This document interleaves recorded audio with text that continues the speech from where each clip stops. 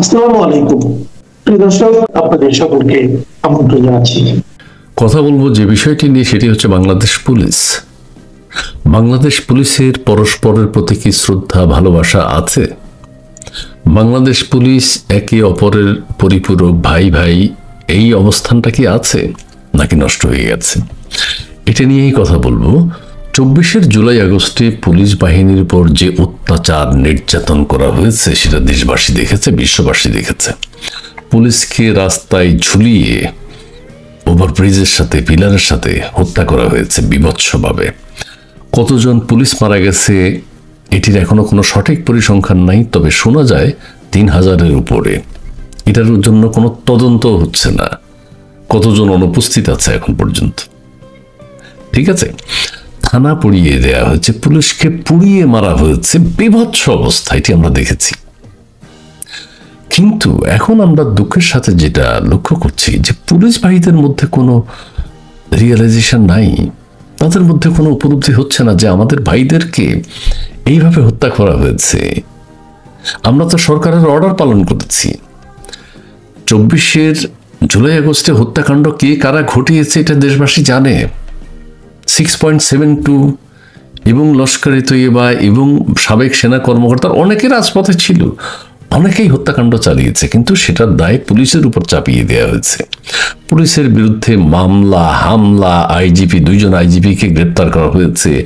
তারপরে যারা রয়েছেন পুলিশ কমিশনার, অন্যান্য ডিপার্টমেন্টের হেড যারা আছেন, সাধারণ পুলিশ যারা আছে, দায়িত্ব পালন করেছে, তারা এখন অপরাধী। তাদেরকে অপরাধী করা হয়েছে। জেল, জুলুম, হুলিয়া, মামলা, হামলা সব চলছে পুলিশ বাহিনীর উপর। আচ্ছা, এখন একটা সরকার হচ্ছে অন্তর্বর্তীকালীন সরকার, এই সরকারের জনগণের কোনো ম্যান্ডেট নেই। ডক্টর ইউনূস সাহেবের উচিত ছিল ক্ষমতায় এসেই যে ভাইরে যা হওয়ার হয়েছে, দেশটাকে আমরা সাজাতে চাই, পুলিশ, সেনাবাহিনী, সাধারণ মানুষ, প্রশাসনের মানুষ সবাই মিলে, কোনো দল টল আমি বুঝি না, আওয়ামী লীগ, বিএনপি, জামাত, কোনো কিছু বুঝবো না, দেশের তরে কাজ করতে হবে। তিনি নোবেল শান্তিতে পুরস্কার পেয়েছেন, শান্তিতে নোবেল পুরস্কার পেয়েছেন। তার কাছ থেকে দেশবাসীর এই প্রত্যাশা ছিল, কিন্তু তিনি অনেক হিংসাত্মক, ধ্বংসাত্মক কাজ করেছেন, পরস্পরের বিরুদ্ধে পরস্পরকে লেলিয়ে দিয়েছেন।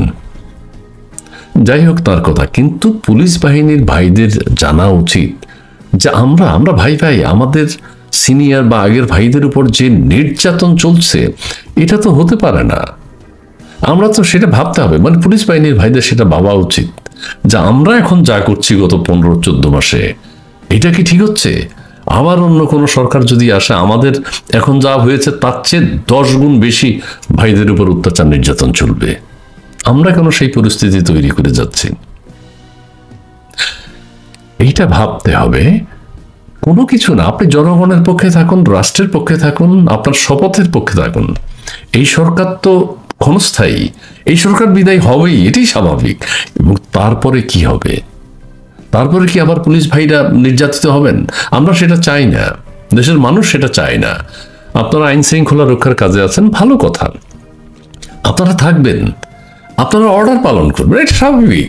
কিন্তু আপনাদের উপর এত নির্যাতন, অত্যাচার যে জঘন্যভাবে করা হয়েছে, এখনো চলছে, সেটির প্রতিকার তো আপনারা চাইবেন, কিন্তু আপনাদের ভিতরে কোনো উপলব্ধি হয়েছে কিনা দেশবাসী সেটি বুঝতে পারছে না। আপনারা এখন যেভাবে কাজ করছেন, আবার পরবর্তী সরকার হাজার হাজার পুলিশ বাহিনীর কর্মকর্তার উপর চড়াও হবে, এটা তো আমরা দেখতে চাই না। কাজে আপনারা থাকবেন জনগণের পক্ষে, দেশের পক্ষে, দেশের মানুষের পক্ষে, বাংলাদেশের পক্ষে। এটা আপনাদের উপলব্ধি হওয়া উচিত যে আমরা কেন এগুলোতে জড়াবো, রাজনৈতিক হানাহানি, মারামারি, কাটাকাটি। সেনাবাহিনীর কিছু সদস্য যে ন্যাক্কারজনক ভূমিকা পালন করেছে 24 থেকে এই পর্যন্ত, তাদের কি হবে? তাদের বিরুদ্ধে গ্রেপ্তারি পরোয়ানা জারি করেছে, তাদের নিজস্ব আইনে বিচার হওয়া উচিত, কিন্তু নিজস্ব আইনে বিচার হচ্ছে না, সিভিল কোর্টে নিয়ে গেছে। এটাও কিন্তু একটা দৃষ্টান্ত হয়ে থাকবে। আগামীতে অন্য কোনো সরকার আসলে কি পরিমাণ সেনাবাহিনী বিপদে পড়বে এটা কিন্তু বলা যাচ্ছে না, বা বলা যাচ্ছে, বোঝা যাচ্ছে কি হবে। দেশটাকে কারা ছাড়খাড় করছে, দেশটাকে কারা বিদেশিদের হাতে তুলে দিচ্ছে, দেশটাকে কারা হুমকির মুখে ফেলে দিয়েছে। আজকে সারা দেশে নানান দেশের গোয়েন্দারা আমাদের দেশে, গোয়েন্দাদেরকে হত্যাও করা হচ্ছে। কারা হত্যা করছে? একটা লড়াই চলছে ভিতরে ভিতরে, সেটি আমরা উপলব্ধি করতে পারি। দেশে আজ একটা বিশৃঙ্খল পরিস্থিতি বিরাজ করছে। পুলিশ বাহিনীর সদস্য আপনারা বলুন যে আমাদের উপর এইভাবে ন্যাক্কারজনক কেউ আক্রোশ মেটাবে, এটা তো হয় না।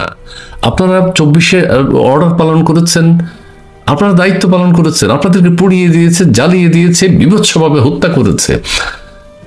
আপনারা কেন সেটা মেনে নেবেন? যে আপনারা হত্যাকাণ্ডের শিকার হবেন কেন? আপনাদেরকে কারা হত্যা করেছে? কারা থানা লুট করেছে, অস্ত্র লুট করেছে? কারা থানা পুড়িয়ে দিয়েছে? বিভৎস। কাজে এটা আপনাদের উপলব্ধিতে থাকা উচিত যে আমাদের আগামীতে যাতে এই অবস্থা না হয়, আগামীতে যাতে আমরাও চাই আপনাদের এই অবস্থা না হয়। এখন পুলিশ বাহিনীর এত সদস্যকে গ্রেপ্তার, হত্যা, মামলা কি জন্য, কি প্রয়োজন? তাহলে তো আগামীতে কেউ আর দায়িত্ব পালন করবে না। দায়িত্ব পালন করবে, চিন্তা করবে যে আমার এই অবস্থা হবে।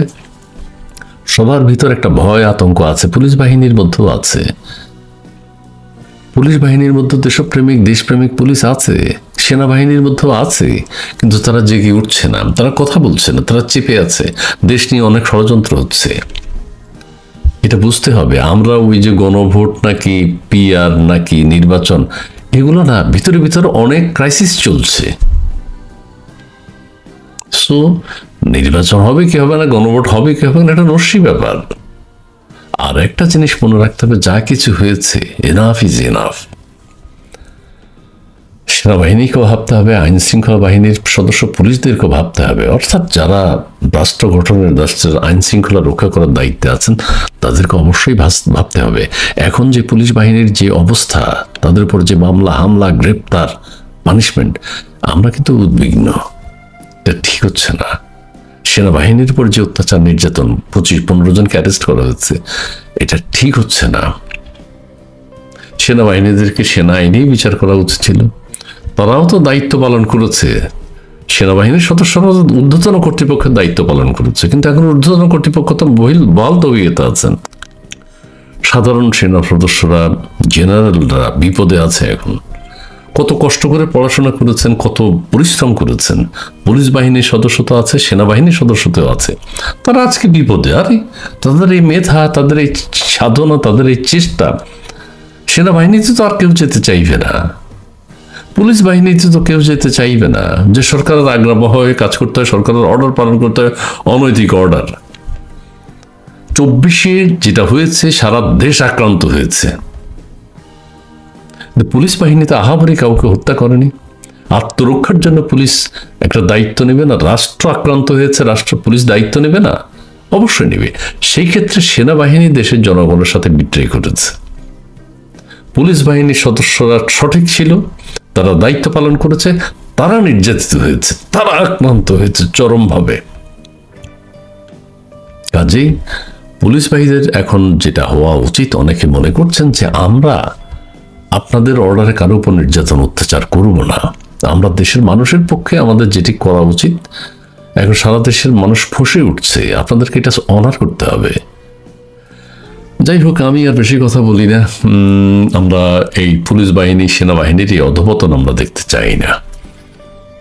তারা দেশের শান্তির তরে, শৃঙ্খলার তরে তারা আছে, আমরা যেন পরস্পরের তরে হই। যে গতকাল থেকে যে ওয়ার্ম আপ আন্দোলন শুরু হয়েছে, 13ই নভেম্বর ঢাকা লকডাউনের জন্য 10 তারিখ থেকে এই ওয়ার্ম আপ প্রোগ্রাম শুরু হয়েছে, বিক্ষোভ প্রদর্শন, বিক্ষোভ মিছিল, তা কিন্তু অলরেডি জমে উঠেছে। এবং আপনারা এবারের ভিডিও ক্লিপগুলোতে খেয়াল করেছেন, এটা কিন্তু আর ওই ঝটিকা মিছিলের নেই, লোকের সংখ্যা বেড়েছে এবং যারা পার্টিসিপেট করছে মিছিলে, সেই মানুষগুলোকে চেহারা দেখলে আপনারা বুঝতে পারবেন এরা কিন্তু সাধারণ মানুষ, খেটে খাওয়া মানুষ।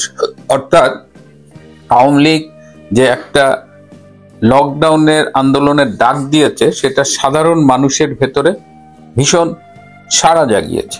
এই যে সাধারণ মানুষের ভেতরে সাড়া জাগিয়েছে, এটা আবার ইউনূসের উপদেষ্টা এবং তার যে সাঙ্গপাঙ্গরা আছে, বিশেষ করে জামাত শিবির এবং এনসিপি, এদের বুকের মধ্যে কাঁপন ধরেছে। এবং আপনারা, আমি সকালেই এপিসোড করে বলেছিলাম যে এই যে একটা অহিংস শান্তিপূর্ণ লকডাউন আন্দোলনের ডাক দিয়েছে আওয়ামী লীগ, এটাকে মানে সহিংসভাবে মোকাবেলা করার ষড়যন্ত্র করছে ইউনূস গং। এবং আমি সকালে বলতে না বলতেই আমি অ্যাটলিস্ট 3টে খুব চমকপ্রদ তথ্য পেয়েছি, আপনারা একটু মিলিয়ে দেখবেন। গতকাল রাত 8:30-40 দিকে সায়েন্স ল্যাবরেটরি ধানমন্ডির ওখানে যে ল্যাব 8 হাসপাতালটা আছে তার কাছে শান্তা মারিয়াম বিশ্ববিদ্যালয়ের একটি বাস পুড়িয়েছে। এই বাসটি কারা পুড়িয়েছে? হয়তো আপনারা বলবেন যে যারা লকডাউন আন্দোলন করেছে তারা পুড়িয়েছে। এবার আমি আপনাদের একটা ইন্টারেস্টিং ইনফরমেশন দিই, আপনারা একটু মিলিয়ে দেখবেন। ওই বাসটি যখন পুড়ছিল ঠিক তখনই তার খুব কাছের একটা মসজিদে ইসলামী ছাত্র শিবির মিটিং করতেছিল।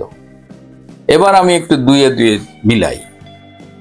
বেসিক্যালি ওই মসজিদের শিবির অবস্থান করে এনশিওর করছিল যে তাদের পাঠানো সন্ত্রাসীরা ঠিক মতো গাড়ি পোড়াচ্ছে কিনা। শান্তা মারিয়াম ইউনিভার্সিটির বাসটি পুড়িয়েছে শিবিরের সন্ত্রাসীরা এবং সেটি তার কাছের মসজিদে বসে শিবিরেরই কিছু নেতাকর্মী মনিটর করেছে।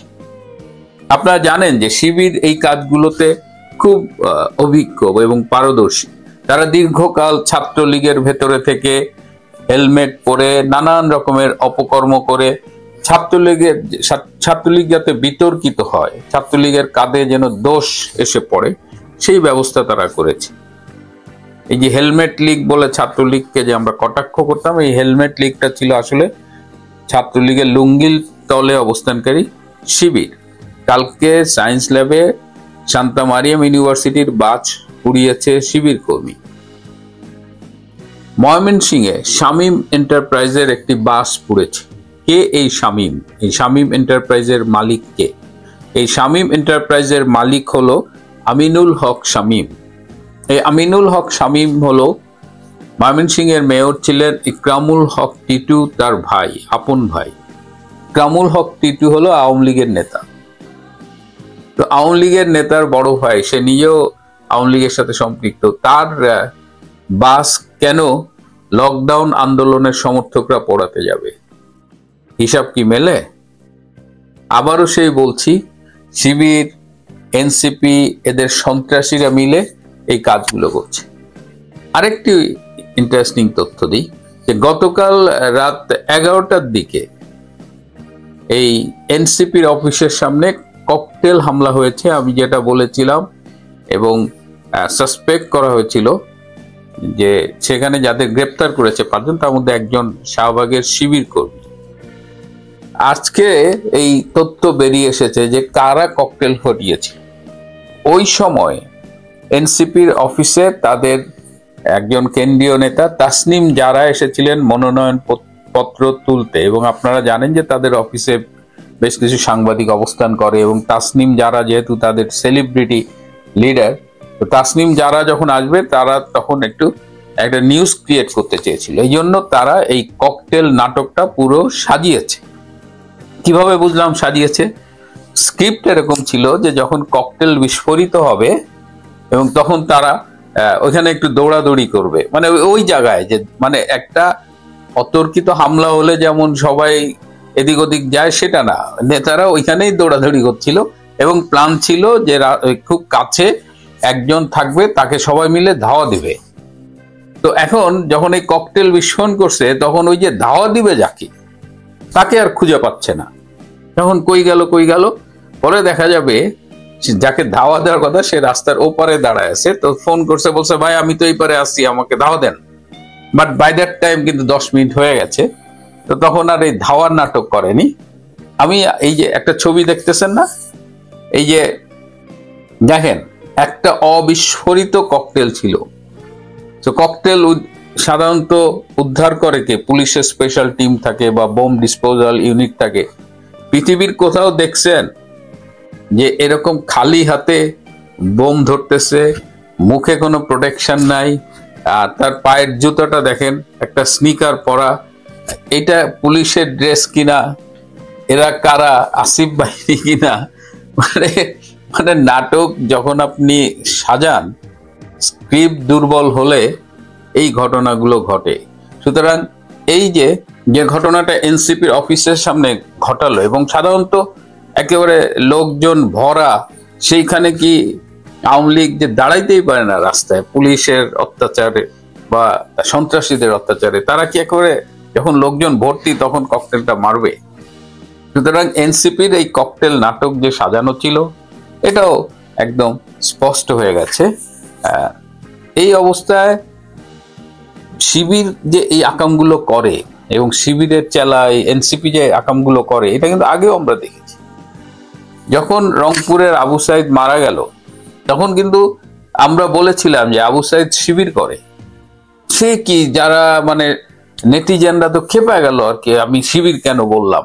আলটিমেটলি দেখা গেল শুধু শিবির করে না, সে একেবারে শিবিরের সাথী সদস্য, ওই লেভেলের ক্যাডার, এবং তাকে হত্যা করা হয়েছে। সে পুলিশের রাবার বুলেটের আঘাতে মারা যায়নি, তাকে আড়ালে নিয়ে 4 ঘন্টা রেখে তাকে হত্যা করে হাসপাতালে নিয়ে আসা হয়েছে। তো শিবির এটা নতুন কিছু না, শিবির এই আকামগুলো করেই। এদিকে আপনারা নিশ্চয়ই জানেন যে গতকাল দিল্লিতে রেড ফোর্ট, যেটাকে লাল কেল্লা বলে, লাল কেল্লার কাছে একটা সিগনালে একটা গাড়ি বোমা বিস্ফোরিত হয়েছে। ভারত কর্তৃপক্ষ বলেছে যে যারাই এই বোমা বিস্ফোরণের সাথে জড়িত থাকুক তাদের তদন্ত করে চিহ্নিত করা হবে, এবং ধারণা করা হচ্ছে যে এটি একটি আত্মঘাতী গাড়ি বোমা হামলা। কিন্তু ভারত কিন্তু কাউকে অভিযুক্ত করেনি। That's the beauty of democracy, যে তারা ইনভেস্টিগেশন করে তারা ফাইন্ড আউট করবে। এদিকে কাশ্মীরের ওইদিকে 3 জন ডাক্তারকে গ্রেপ্তার করা হয়েছে, তাদের এক ডাক্তারের কাছে হিউজ পরিমাণ RDX বিস্ফোরক পদার্থ পাওয়া গেছে। এই 3 জনের মধ্যে একজন আবার মহিলা ডাক্তার, এবং তার কাছে একটা AK-47 রাইফেল পাওয়া গেছে।